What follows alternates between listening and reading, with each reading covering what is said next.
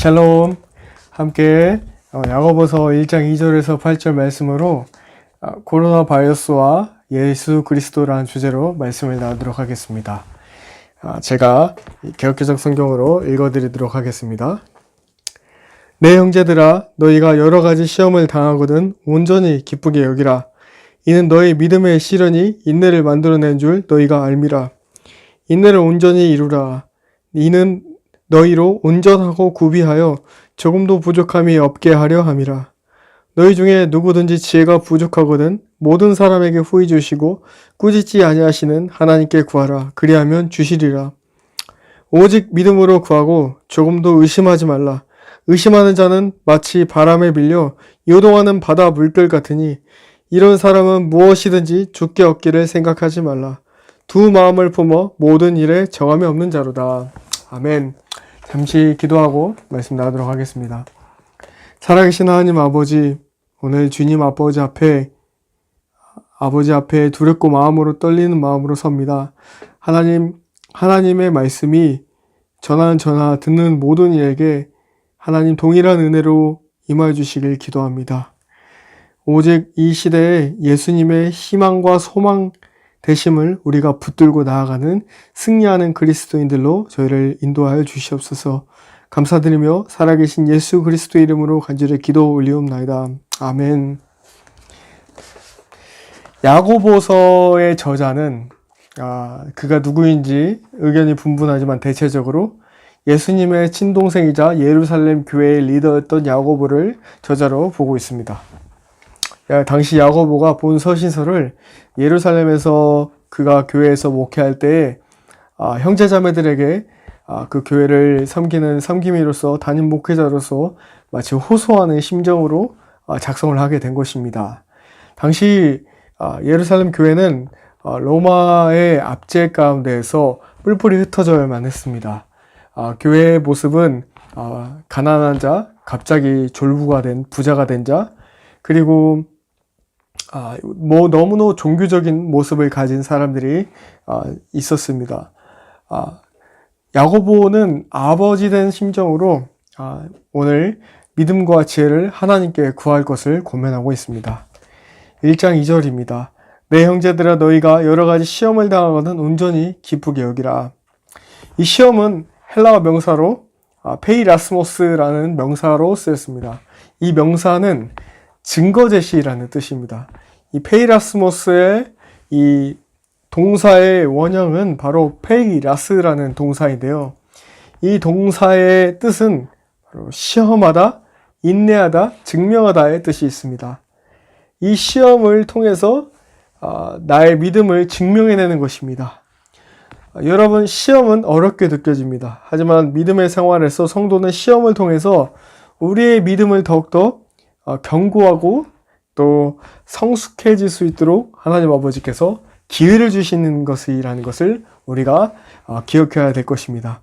그렇기에 오늘 야고보 사도는 우리에게 시험을 당하거든 온전히 기쁘게 여기라 라고 말하고 있는 것입니다.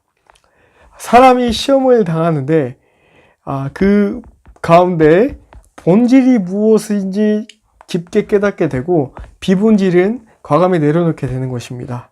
시험을 통해 우리가 온전히 기쁘게 여길 수 있는 것은 스스로의 믿음과 생각을 바르게 점검하고 증명해낼 수 있는 기회가 바로 시험이기 때문입니다. 이 시험을 통해 우리는 세 가지의 복을 얻게 됩니다. 첫 번째는 덕을 온전히 이룰 수 있다는 것, 두 번째는 믿음을 체험할 수 있다는 것, 세 번째는 천국의 상급을 예비할 수 있다는 것입니다. 산상수훈 설교 말씀에 예수님께서는 이와 같이 말씀하십니다. 마태복음 5장 12절 말씀입니다. 기뻐하고 즐거워하라. 하늘에서 너희 상급이 큼이라. 너희 전에 있었던 선지자들도 이와 같이 박해하느니라. 이 시험을 당하거든 우리가 온전히 기쁘게 여기며 이는 너의 믿음의 시련이 인내를 만들어내는 줄 너희가 알아야 된다라고 야고보 사도가 고면하고 있습니다. 마태복음 4장 1절에서 13절 말씀 보면요. 예수님께서도 광야에서 시험을 받으십니다. 예수님을 따르던 그 제자된 우리도 시험을 받게 되어 있습니다. 원어로 시련이라는 뜻은 도미키온이라는 뜻입니다. 한 사람의 믿음, 이 시험과 시련을 통해서 더욱 연단되고 굳세어지는 인내를 우리가 소유하게 됩니다.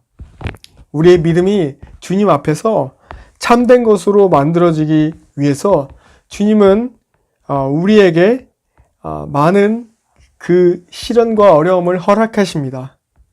이 하나님께서 신자에게 허락하시는 이 시험은 긍정적인 의미이지 부정적인 의미가 아닙니다. 이 믿음의 시련을 통해 한 사람의 믿음의 의인으로 하나님은 빚어가십니다. 저와 여러분을 하나님께서 견고하게 세워나가길 원하시는 것입니다.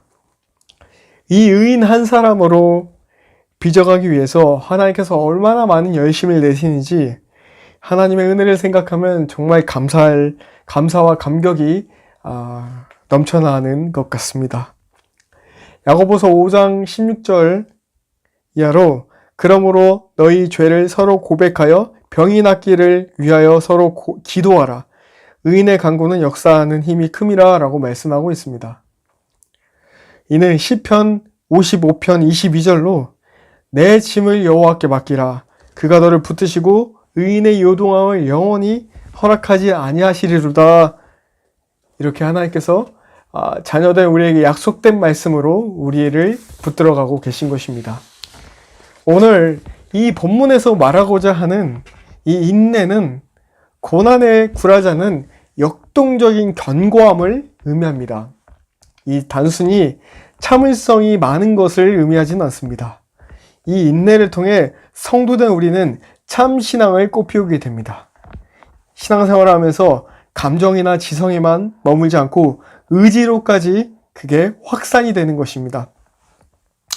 이 의지로까지의 확산의 최고의 절정은 바로 예수 그리스도께서 하나님 아버지를 사랑하시기 때문에 십자가에 달리시기까지의 모습을 여러분들이 잘 기억하시면 되겠습니다.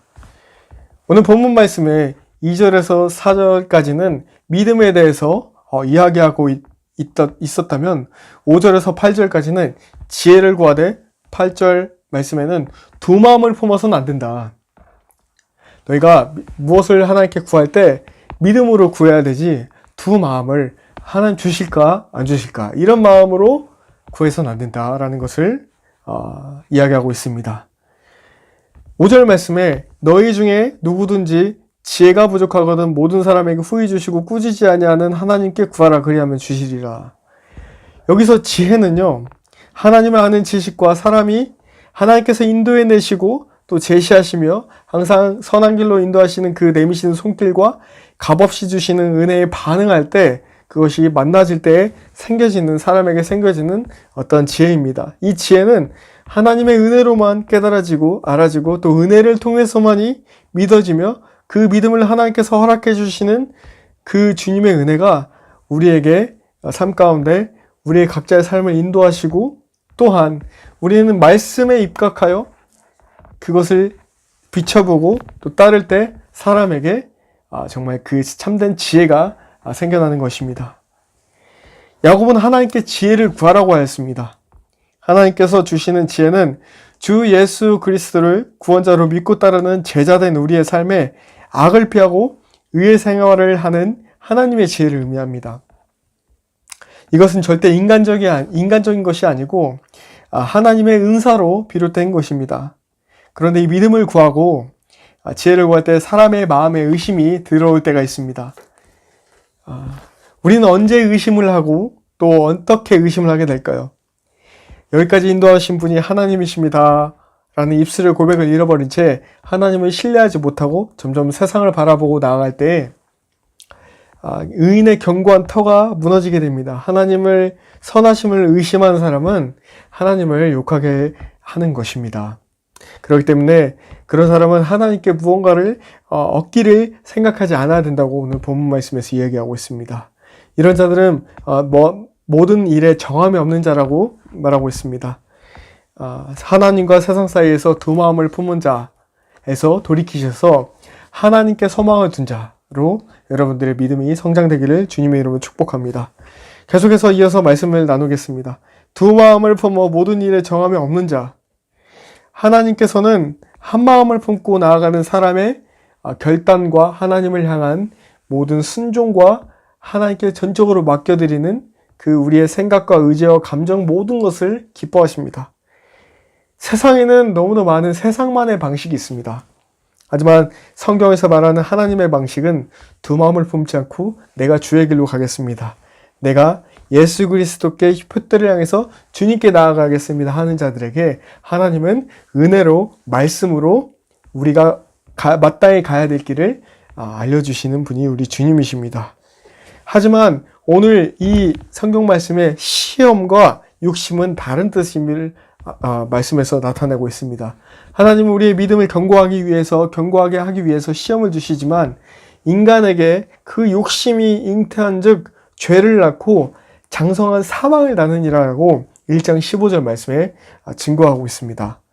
그러면서 17절 말씀으로 온갖 좋은 은사와 온전한 선물이 다 위로부터 빛들의 아버지께로부터 내려오나니 라고 표현하고 있는 것입니다.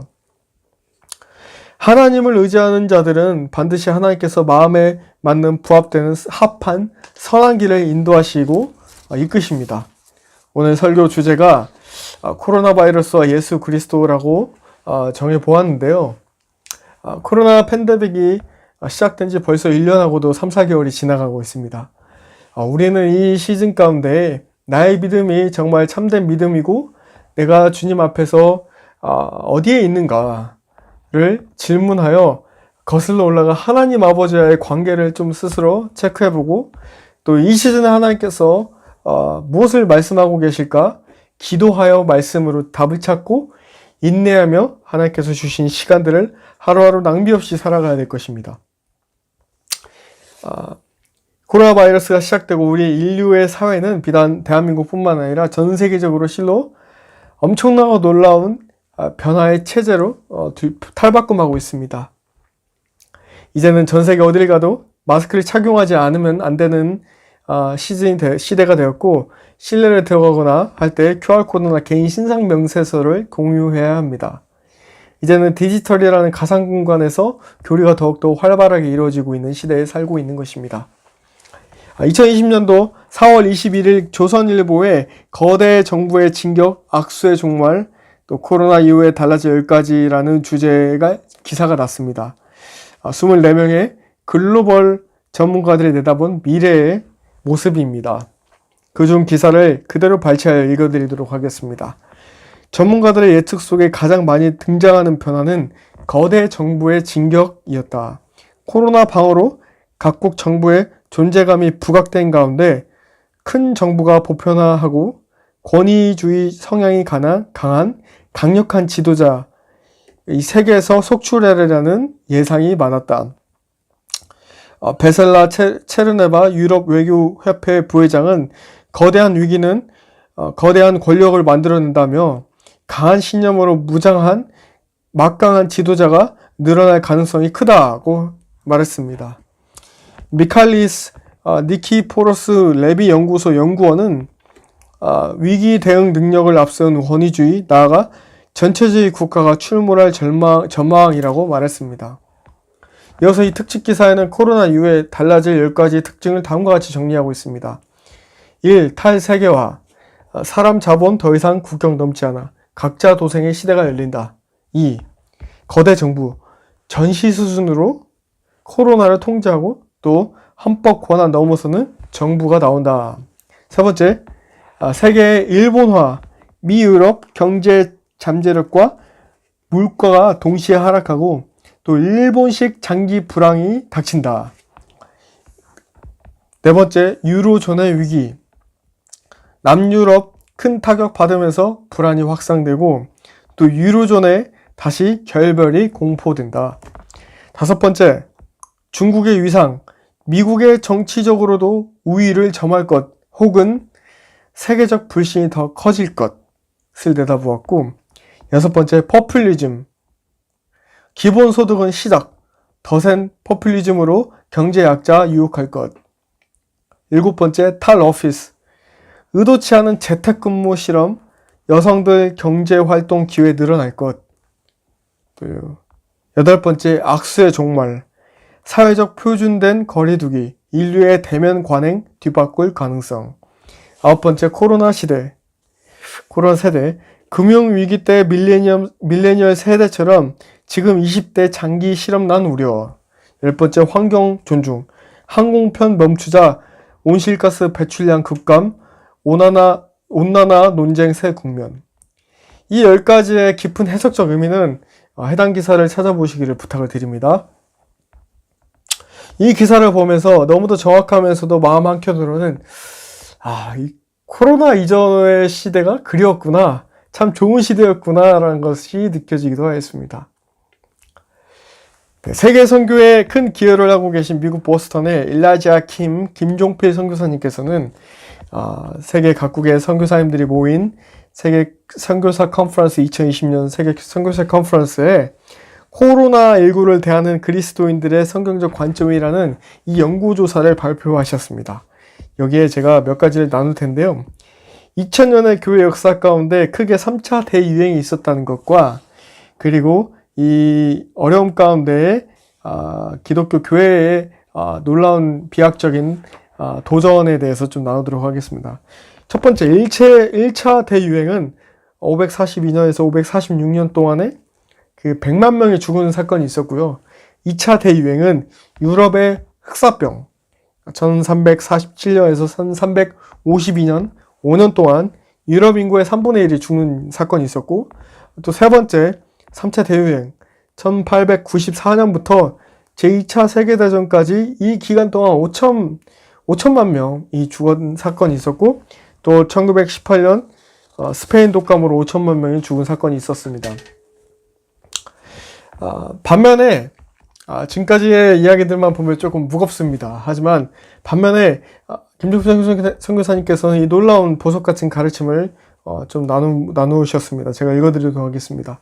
수많은 많은 전염병과 대역병이 인류에게 있었다. 사람들은 자신을 돌볼 수 없을 정도로 약해졌다. 이러한 대역병 가운데 많은 기독교인들이 핍박 중에서도 복음의 확장을 이룰 수 있었는데, 왜 이런 어려움 가운데 기독교에 부흥이 있었을까? 그는 그 이유와 결과를 다음과 같이 7가지로 정리해 보았습니다.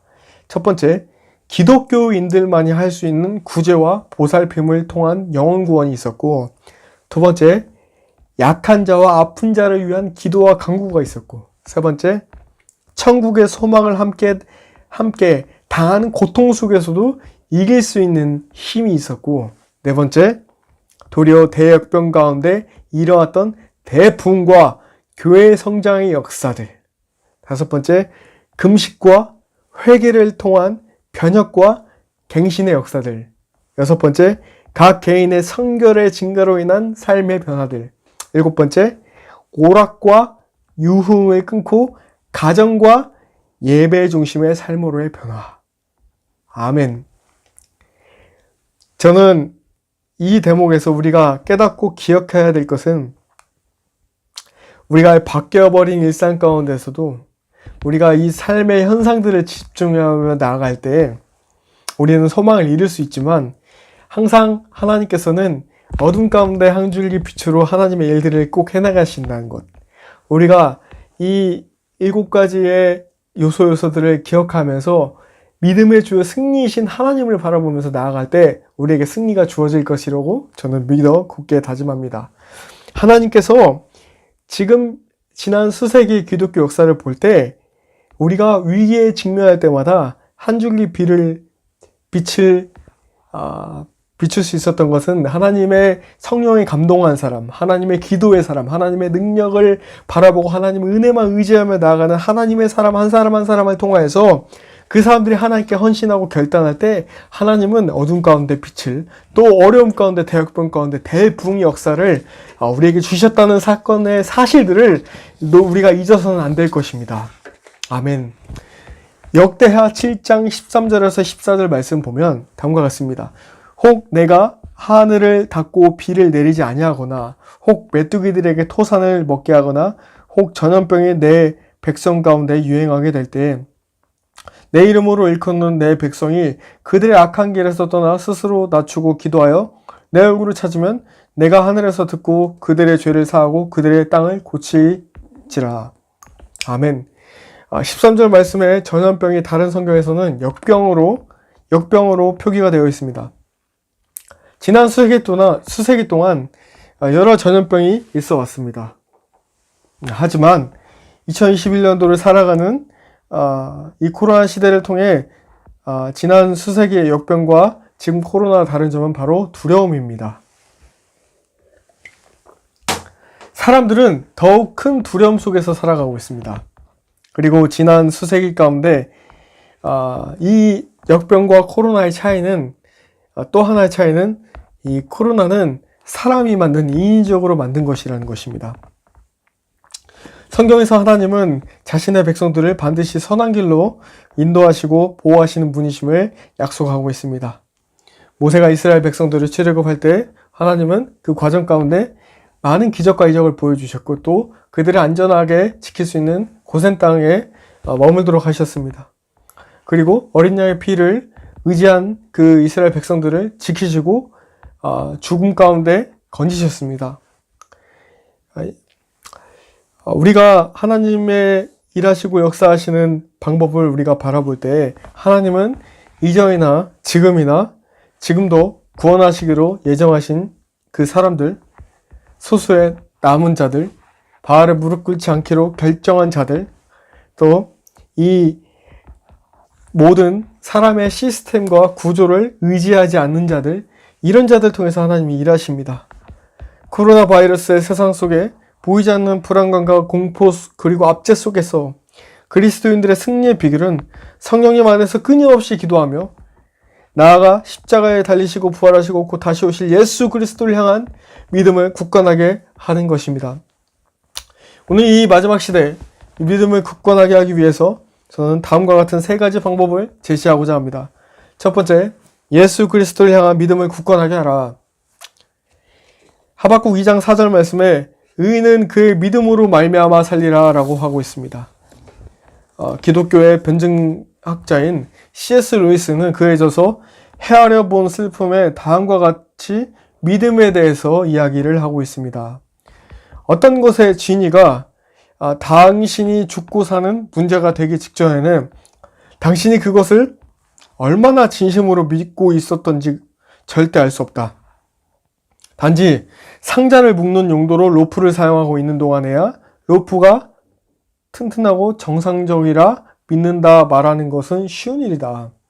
하지만 당신이 벼랑 위에서 그 로프에만 의지에 매달려 있어야 한다고 가정해보라. 그때야 처음으로 당신은 로프를 진심으로 어디까지 믿었는지 알게 되지 않겠는가. 맞습니다. 우린 정말 믿노라 말은 할 수 있습니다만 정말 그 상황에 맞닥뜨려졌을 때 내 믿음의 그 붙잡고 있는 줄이 하나님인가 세상인가, 하나님인가 돈인가, 그 믿음을 시험받을 때가 반드시 옵니다. 우리는 어떤 믿음을 가져야 될까요? 단순히 나는 예수님 믿어, 이런 일차원적인 믿음은 아닐 것입니다. 시대가 더 악해지고 마지막으로 가까워지면 가까워질수록 세상의 수많은 사람들이 마지막 때와는 전혀 관련 없는 세상의 쾌락과 즐거움을 최우선시하면서 살아가고 있습니다. 오늘 저는 여기서 캐나다의 메노나이트라는 믿음의 공동체를 소개하고자 합니다. 제가 신던 시절에 이 온누리교회 탈북민 공동체에 지낼 때 담당 목사님께서 이 메노나이트에서 단연간 계셨던 분이십니다.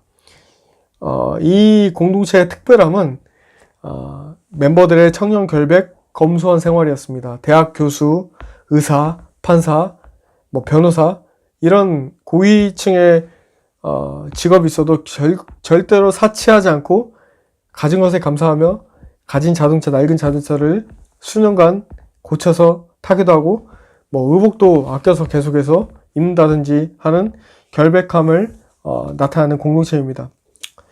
우리 한국교회를 봅니다. 우리도 1970년에서 80년도에는 너무도 가난했던 시절이 있었다고 알고 있습니다. 그때는 가진 것이 없었고 또 배고파도 너무 춥고 헐벗고 굶주려도 예수를 붙들었고 예수로 살았고 예수만 의지했던 놀라운 믿음의 어머니 아버지의 세대가 있었을 줄로 믿습니다. 하지만 지금 현대 세계 10대 대형교회 반절 이상이 한국에 있다는 사실을 아십니까? 송명희 시인의 나 가진 재물 없으나 라는 노래 가사를 잘 아시죠? 송명희 시인은 몸이 불편하신 장애인이십니다. 표라는 책을 쓰셨고 또 하나님과 깊은 체험이 있으신 분으로 알고 있습니다. 저는 여기서 질문을 던져봅니다. 세상적으로 많이 가지고 많이 누리는 세상으로 가득 찬 나. 반면에 세상적으로는 보잘것없다고 여겨지지만 하나님의 영으로 가득 찬 나. 우리가 이 땅에서 이 눈에 보이는 것들이 다 썩어서 없어질 것이라고 믿고 있습니다. 알고 있습니다. 죽어서 영생을 향해서 나아간다고 알고 있습니다. 그렇다라고 하면 이 땅에서 우리가 무엇을 추구하며 어떤 것을 갖는 것이 정말 보배로운 금은보화인지, 내가 세상에 재물을 얻는 것인지 아니면 하나님을 아는 것인지 우리가 다시 한번 살펴보아야 될 것입니다. 우리가 주님을 향한 믿음을 가지고 있을 때 하나님은 하나님의 방법으로 사람을 붙여주시기도 하고 길을 열어주시기도 하고 하나님께서 끊임없이 믿음의 은사를 붙여주시고 하나님의 은혜로 깨닫게 하시는 은총이 사람에게 비추게 됩니다. 우리가 예수님의 은혜를, 그 주님이 비춰주시는 은혜가 사람 안에 깊어지면 깊어질수록 하나님이 알아지고 또 사람들을 이해할 수 있는 넓은 마음이 하나님의 은혜로 갖게 됩니다. 하나님의 사람이 하나님께 기도하고 의지하지 않게 될 때, 사람을 의지하고 세상을 바라볼 때 하나님의 사람도 생각하지 모르는 때에 세상의 모습으로 변해가는 것을 보고 있습니다. 우리가 그럼에도 불구하고 내 머리카락 숫자도 세시는 분이 하나님이시라는 것을 믿으면 전적으로 주님을 믿게 될 줄로 믿습니다. 기도가 5만 번 이상 응답받은 조지 밀러는 평생 수천 명 고아들을 먹이고 입히고 하는 사역을 감당했습니다. 그는 단 한 번도 기도 편지를 써서 내가 무엇이 필요한데 뭘 도와주세요 라고 한 적이 없다고 알고 있습니다. 무릎으로 성경 말씀을 붙들고 기도로 승부했던 것입니다. 또한 경기도 분당에 수만 명이 모이는 초대교회, 지구촌교회 담임 목사이셨던 진지혁 목사님 아시죠? 8년 동안 교회를 섬기시다가 아프리카로 떠나셨어요. 참 많은 은혜를 받았습니다. 그분도 중고등학생, 대학생 자녀가 있으실 텐데 안정적인 자리에 내두고 살아계신 하나님을 믿고 나아가겠다. 그 아프리카에서 들려오는 그 간증이 더 아름답습니다. 내가 믿음으로 나아갔더니 하나님이 다 예배하고 계셨다. 하나님은 우리를 반드시 책임지시고 붙드시는 아버지 되시는 우리 주님이십니다. 믿음을 굳건히 하십시다. 또 주님이 하신다는 것을 믿으시길 바랍니다. 임마누엘 되시는 하나님을 찬양합시다. 코로나 바이러스는 이 어려운 상황 속에서 예수 그리스도를 향한 믿음을 굳건하게 하였으면 좋겠습니다. 우리가 계속해서 이 주님을 향한 믿음을 키우기 위해서 자신이 처한 그곳에서 골방에서 더욱더 더 깊게 기도와 말씀으로 기본 진리를 붙잡고 우리가 기본기를 탄탄히 해야 될 것입니다. 예배의 회복이 일어나야 됩니다. 지금까지 우리가 예수 그리스도를 향한 살아있는 믿음과 순종에서 나온 어떤 삶의 방식이 아닌 이전까지는 어떠한 온실 속의 화초라고 하는 그런 어떤 연약한 모습이 아닌 이제는 우리 모든 제자들이 주님을 향한 믿음으로 하여금 하나님이 주시는 임재 가운데에서 우리 야성을 되찾아야 될 것입니다. 하나님은 지금도 일하시고 살아계신 우리 하나님이십니다. 이 믿음을 더욱더 굳건하게 하기 위해서 두 번째로 저는 예수 그리스도의 십자가 안에서 자기 부인을 날마다 철저하게 행하라 라고 권면하고 싶습니다. 갈라디아서 2장 20절 말씀에 내가 그리스도와 함께 십자가에 못 박혔나니 그런즉 이젠 내가 사는 것이 아니요 오직 내 안에 그리스도께서 사시는 것이라. 이제 내가 육체 가운데 사는 것은 나를 사랑하사 나를 위하여 자기 자신을 버리신 하나님의 아들을 믿는 믿음 안에서 사는 것이라. 아멘. 우린 날마다 나의 옛자를 예수 그리스도께서 우리 죄를 대신 용서해 주시고 하나님과 우리 사이를 화목하게 하신 하나님 안에서 그 옛자를 십자가에 못 박아야 될 줄로 믿습니다. 사도 바울은 고린도전서에 다음과 같이 고백합니다. 15장 31절 말 이하로 형제들아 내가 그리스도 예수 우리 주 안에서 가진 바 너희에 대한 나의 자랑을 두고 단언하노니 나는 날마다 죽노라. 또한 34절 말씀으로 깨어 의를 행하고 죄를 짓지 말라. 하나님을 알지 못하는 자가 있기로 내가 너희를 부끄럽게 하기 위하여 말하노라. 자기 부인을 해야 성령 역사가 일어납니다. 성령의 지배를 받는 사람은 자아가 완전히 파쇄된 사람입니다. 온전히 나의 자아가 파쇄되고 고운 가루처럼 빠지는 소재처럼 될 때에 하나님의 미랄이 그냥 썩어지지 않고 땅에 그대로 있는 것이 아니라 완전히 땅에 묻어지고 없어지고 보이지 않게 될 때 그제서야 뿌리를 내리게 되는 원리와 같습니다. 완전한 자기 부인은 자신의 성취와 업적을 내세워 자랑하지 않습니다. 우리의 마음 가운데 인간의 본성으로 자리 잡고 있는 자기 사랑, 또 자기의 자존심, 이런 것들을 다 내려놔야 됩니다. 십자가에 달리신 예수님의 사랑이 비로소 보이기 시작하실 것입니다. 완전히 자기 부인이 되어야 성령의 놀라운 역사하신 가운데 성령의 열매를 맺게 되는 것입니다. 마지막으로 세 번째, 코로나 바이러스를 통해 예수님께서 다시 오신 소리가 가까워지고 있음을 깨달아야 할 것입니다.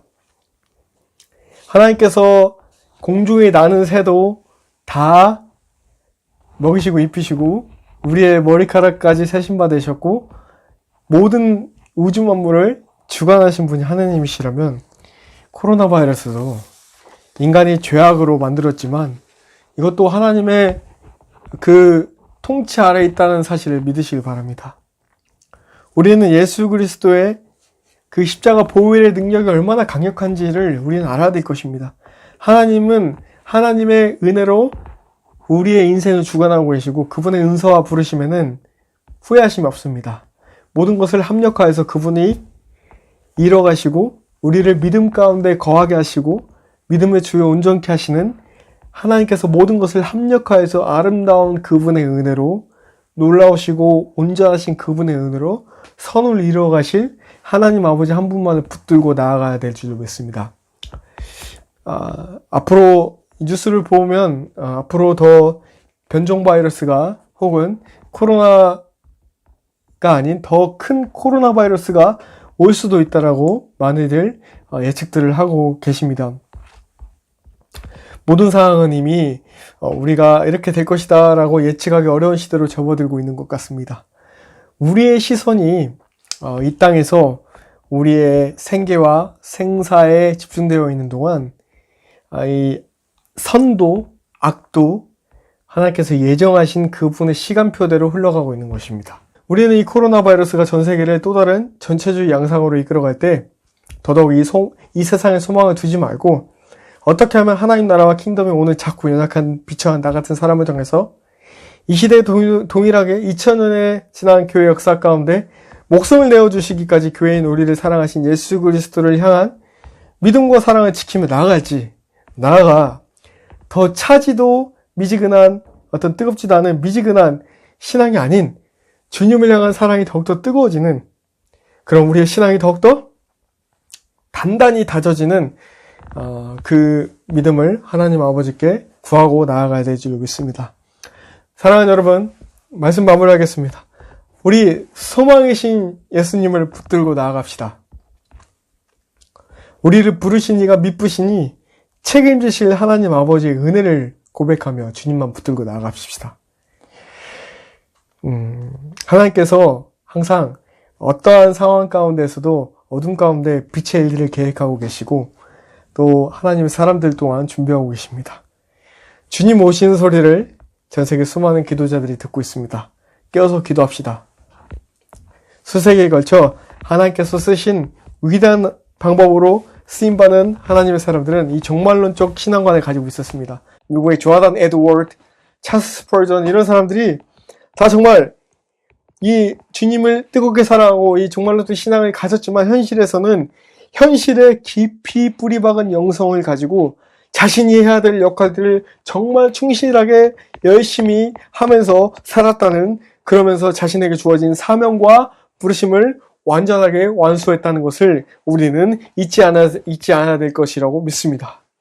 우리 주님께서 어떠한 어려운 상황과 환경 가운데 있어도 더욱더 주님 아버지 앞에 무릎 꿇고 기도하며 나아가는 자들에게 하나님의 은혜의 강손으로 그 사람을 붙들고 인도하실 것입니다. 주님의 그분의 역사 가운데 우리가 주인공이 되어 오늘 모든 어려움과 환난을 극복하며 정말 순결하고 깨끗한, 정결한, 더럽지 않은, 흠도 없는 정말 그 순도 높은 그런 정금 같은 자로 여러분과 제가 나아오기를, 승리한 자로 이기기를 주님의 이름으로 축복합니다. 같이 함께 기도하겠습니다.